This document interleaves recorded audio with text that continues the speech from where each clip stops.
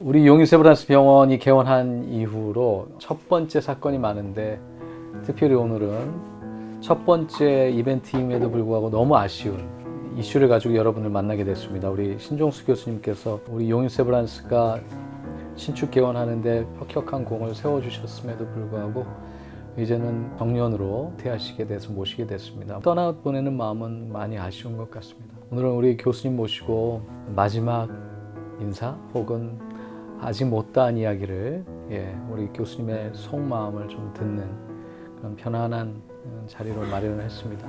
교수님 흔쾌히 기꺼이 이렇게 시간 내주셔서 대단히 감사합니다. 아유, 감사합니다.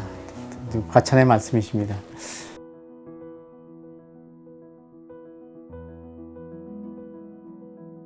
저는 이제 30년, 사실 학생 때부터는 거의 한 45년 정도 세브란스에서 지낸 셈이 됩니다. 이렇게 거의 대부분을 이 속에서 지냈는데, 지나온 과정은 돌이켜 생각해 보면은 잘 비교적 성공적이었다고 생각을 합니다. 이 세브란스 병원은 우리나라 유일무이한 병원입니다. 사실 오너가 없는 이런 병원인데 누구나 각자 일하고 가면서 살아남는 이런 세브란스 병원에 일하게 된 것은 우리 병원에 일하는 모두 또 환자 여러분 모두에게는 크나큰 행복이고 행운입니다.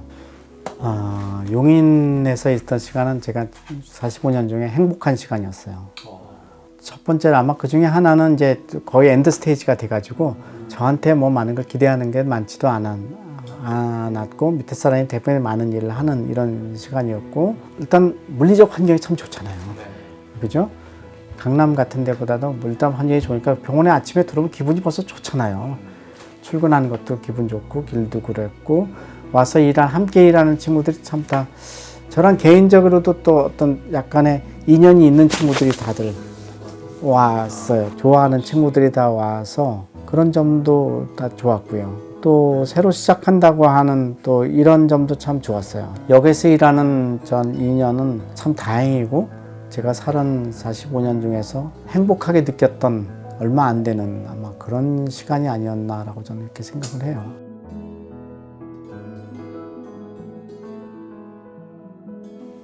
세브란스에서 한순간을 꼽아라.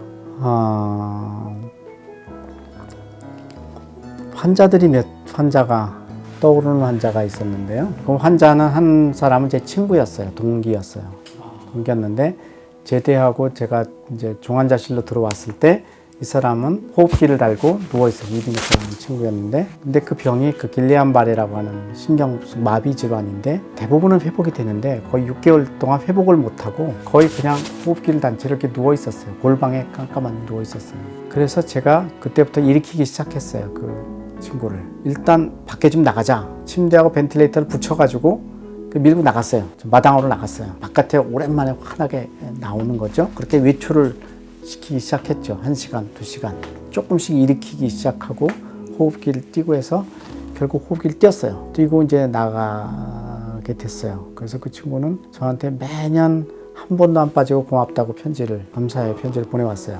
저는 그런 못 고치는 걸 고치는 게 아니라 고칠 수 있는 사람을 우리는 고친다고 생각을 하거든요. 그래서 그냥 할 수 있는 걸 도와줬는데 그게 결국 됐던 기억이 나고, 그 다음에 개인적으로는 제 안사람이 대장암 4기였어요. 근데 그 해가 2007년인데 그 해는 제가 교수 진급을 했고 제 딸애는 프린스턴 대학을 들어갔고 아들애는 서강대를 들어갔고 아주 정말 좋은 한 해였어요. 좋은 일이 확 터지는 한 해였어요. 그래서 가족과 같이 터키 여행을 한번 하고 돌아왔는데 돌아와서 배가 아프더니 병원에 갔더니 대장암 4기였어요. 그때 또 마침 뭐 파업하고 막 겹쳐져 있는 때였는데 다들 수술을 해주셨어요. 1년 뒤에 재발을 했었어요. 간에 전이가 됐었는데 간 전이에서 두 번째 수술을 들어갔는데 한 아침에 들어갔는데 저녁 때까지 안 나오는 거였어요. 결국은 잘 벗어났죠. 그건 정말 기적 같은 일이었다고 저는 생각을 하거든요.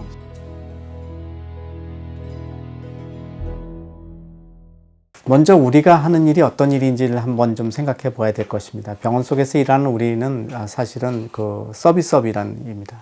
서비스업은 사람을 상대로 하는 일입니다. 그래서 병원은 사람들은 늘 서비스 교육 속에서 친절하라고 얘기합니다. 친절하라고. 근데 그 친절하라고 하는 것이 병원의 매출을 올리기 위해서 그렇게 미소를 팔으라는 그런 뜻은 만은 아닙니다. 사람이 사람에게 친절하는 것은 기본적인 예의입니다. 사람이 사람을 대하는 기본적인 예의에 속하는 겁니다. 누구나에게 사람은 친절하게 대해야 되는 겁니다. 그런 거지 그 기술을 부려서 그 사람의 미소를 팔으라는 가식으로 하라는 것은 그런 건 아닙니다. 이제 어느 기업이나 그 핵심적인 기술이 있고 그걸 부가 제공하는 서비스가 따라오게 됩니다. 그런데 지금은 세상이 많이 변했습니다. 변한 게 뭐냐면 냉장고를 파는데 이 냉장고는 얼마나 잘 어울립니다. 이런 말 하지 않습니다. 자동차를 파는데 이 자동차는 어떤 훌륭한 성능이 있습니다. 이런 말을 하지 않습니다. 이미 핵심 기능에 관해서는 더 이상 얘기할 게 없을 정도가 됐다고 사람들은 믿는 겁니다. 병원에도 비슷한 현상이 일어났습니다. 그게 뭐냐면 과거에는 큰 병을 고치기 위해서 명의를 찾아가고 큰 병원을 찾아가야 되는 유명한 병원을 가야 되는 때가 있었습니다. 그런데 지금 이미 사람들의 머릿속에 마음속에서 큰 병원은 평준화됐고 어디 가나 비슷한 수준 있는 진료를 받는다고 생각하게 된 겁니다. 그래서 핵심 기술에 관해서는 큰 차이가 없다고 우리 환자들은 되게 느낍니다. 두 번째 사람들이 선택하는 과정은 뭐냐면 가격입니다. 가격이 얼마나 비싸냐에 따라 선택을 하게 되는데 의료는 다른 점과 차이가 하나가 보험의 제도가 돼 있고 어디나 비싸고 싼 게 없이 통제 일정하게 정리되어 있기 때문에 가격의 경쟁력이 나타나지가 않습니다. 그리고 또 하나가 의료 상품의 차이는 다른 점이 하나 있는데 그게 뭐냐면 다른 모든 제품은 비싼 것은 비싼 것을 느끼게 만들어줍니다. 크든지 냄새가 좋든지 디자인이 좋든지 뭔가를 비싼 느낌이 들게 하는데 의료는 비싼 돈을 들였지만 그 비싼 것을 본인이 느낄 수가 없습니다. 돈 들어간 것만큼 느낄 수 없는 그래서 돈과 가격은 사실은 의료를 선택하는 데 중요한 결정 구조가 아닙니다. 그 다음에 하나 남은 거는 나한테 얼마나 편리하게 이 서비스를 제공해 주는가 하는 겁니다. 따라서 병원에서는 또 다가오는 환자들에게 편리한 서비스를 제공해 주는 편리하게 해주는 것이 병원의 경쟁력을 결정짓는 구조가 된 것입니다. 이게 이제 서비스를 하고 친절하게 해야 되고 환자들로 하여금 기다리지 않게 돌아가야 되는 것이 병원입니다. 많은 사람들이 우리 병원을 찾아오는 이유 중에 하나가 우리 병원은 아주 멋진 건물을 지어졌습니다. 거기 들어오는 순간 기분이 벌써 좋습니다. 그것부터 큰 서비스가 되는 겁니다. 환자들의 욕구와 니드가 달라졌기 때문에 우리들 또한 그런 점에서 달라져야 된다고 생각합니다. 그런 점에서가 이제 우리가 환자의 서비스를 개선해야 된다는 거죠. 그 다음에 하나는 주변에 순수한 관심을 가져라 이런 겁니다. 우리가 병원에서 하는 일은 단독으로 하는 일이 없습니다.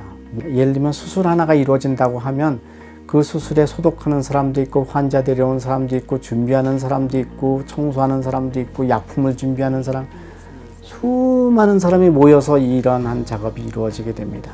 그래서 어느 누가 혼자 할 수 있는 작업이 아닙니다. 그 중에 하나만 빠져도 병원은 안 돌아갑니다. 눈에 잘 보이지 않는 소독실이 안 돌아가든지 또 장비를 세팅하는 데가 안 돌아가든지 청소가 안 된다든지 약품이라든지 또 간호라든지 마취, 이송 모든 다 맞아야지 돌아갈 수 있는 이런 데거든요. 이제 그런 부분에서 이 병원에는 안 중요한 사람이 없습니다. 다 중요한 사람들입니다. 마지막 하나 더 당부드리고 싶은 게 하나 있는데 얼마 전에 신문에 발 닦는 곱창집인가 하는 게 나온 적이 있었습니다. 곱창집 직원이 그 발 닦는 모습이 나왔습니다. 곱창을 손질하다가 옛날 같았으면 그런 일은 그냥 묻혀졌고 지나갔고 어느 그 곱창집 뒷마당에서 일어난 일이 뭐 문제가 됐을 것 같지가 않은데 지금 한번 유심히 요새 매스컴에 나오는 일을 한번 보시면 직원의 한 사람이 사소한 실수가 그 조직 전체를 위협하는 일들이 일어나고 있습니다. 그 곱창집은 망했습니다. 그리고 유치원이나 어디에서 한 직원이 잘못된 행동 하나 한 걸로 그 유치원이 문 닫는 일들이 나옵니다. 병원에서도 마찬가지입니다. 병원에서 일어났던 많은 사고 중에 사소하게 불미스러운 행동 하나로 조직 전체가 위협을 받는 일들이 일어나고 있습니다. 그래서 이거는 우리가 모두가 긴장하고 그런 일들을 갖지 않도록 해야 되는 상황이 됐습니다. 그게 진료와 별 상관이 없는 어떤 것이고 사실인지 아닌지도 모를 수도 있는 일이지만 그런 일 하나가 병원 전체 조직을 다 위협할 수가 있는 이런 상황들이 가기 때문에 특히 이제 언행이라든가 태도, 예의 바르게 하고 그런 거는 어느 때보다도 윤리 이런 거는 어느 때보다도 중요한 상황이 됐습니다. 그러니까 그런 부분에서가 우리가 더 긴장을 해야 됩니다. 이 병원은 우리가 살아남아야 되는 병원입니다. 세브란스 병원 외에 경쟁 병원이 삼성, 아산, 가톨릭, 서울대학 이렇게 되는데 그들 병원은 다 뒷배가 있습니다. 서울대학은 정부가 있고 아산, 현대가 있고 삼성은 삼성이 있고 가톨릭은 교황청이 있고 어쨌든 뒷배가 있는데 세브란스는 뒷배가 없습니다. 그냥 우리가 벌어서 우리가 먹어야 되는 이런 데입니다. 그러니까 우리 직원 하나하나가 우리가 잘하고 가는 거 선배들이 해왔듯이 이 병원의 경쟁력을 키우고 이 병원이 잘 되는 게 우리 모두의 기쁨이 됩니다. 좋은 직장에서 좋은 급여를 받고 일하고 있다는 거는 우리 삶의 하나의 커다란 행복이고 우리가 일하는 과정 속에서 이런 병원의 경쟁력을 높이도록 하는 데는 누구나 힘써야 되고 조심해야 될 것이라고 저는 생각합니다.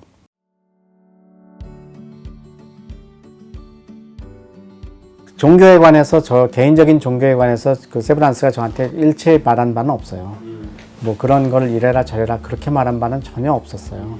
그런 건 없었는데 저는 개신교나 그 가톨릭이나 같은 하나님을 우리가 모신다고 생각을 해요. 같은 하나님을 믿고 있다고 생각을 해요. 그분이 그분이죠. 뭐 다만 우리가 워십에서의 방법이 조금 차이가 다를 뿐이라고 생각을 하는 거거든요. 우리가 하나님의 사랑으로 그런 말로 시작하잖아요. 그건 사실은 헌신이라고 생각해요.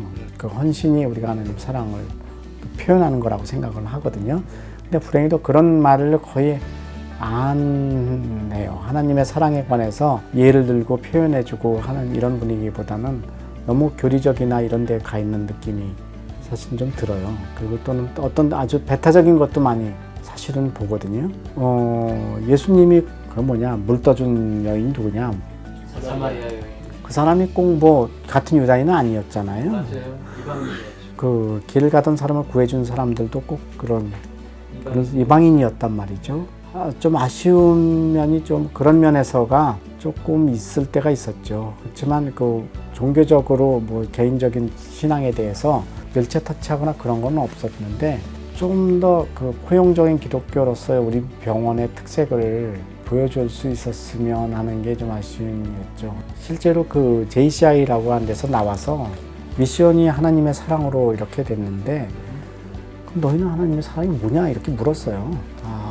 그래서 어떤 사람이 우리는 기도를 하죠 이렇게 얘기를 했어요.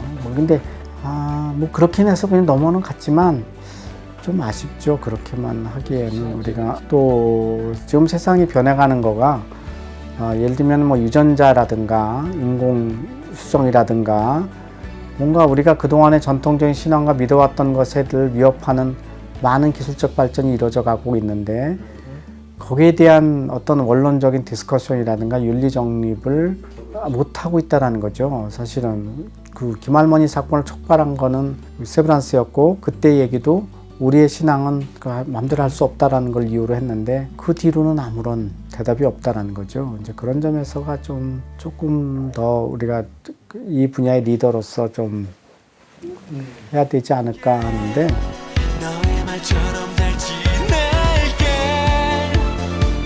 세브란스 일하면서 저는 주로 많은 시간을 간호사들하고 함께 일을 했어요.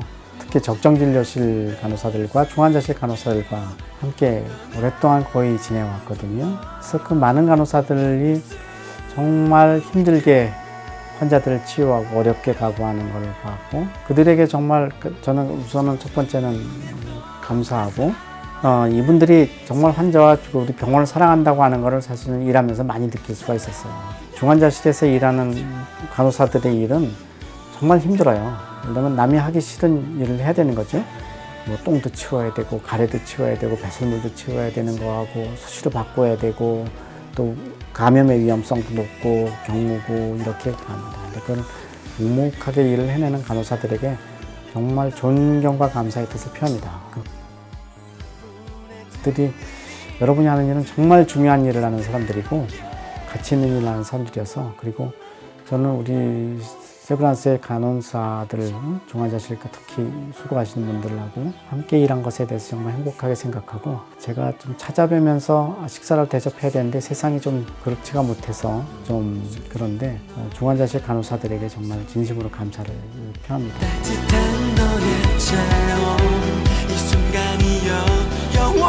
세브란스는 이제는 그냥 제 삶의 일부 같아요, 솔직히. 그래서 세브란스라는 이름에 제가 이렇게 일원이 된 것 자체가 그냥 늘 자랑스러워요.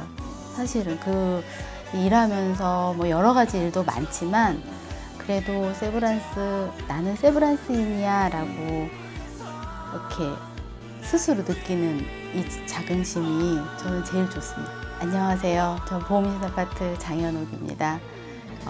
개원하면서부터 우리 부서 직원들 정말 많은 노력을 했었고 많은 어려움 속에서 같이 생활을 했는데요. 벌써 이제 1년 6개월이 지났네요. 제가 먼저 이렇게 떠나게 돼서 너무너무 죄송한 마음입니다.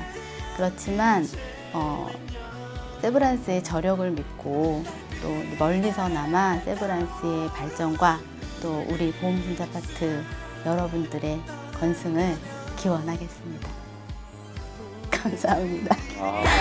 뜨겁게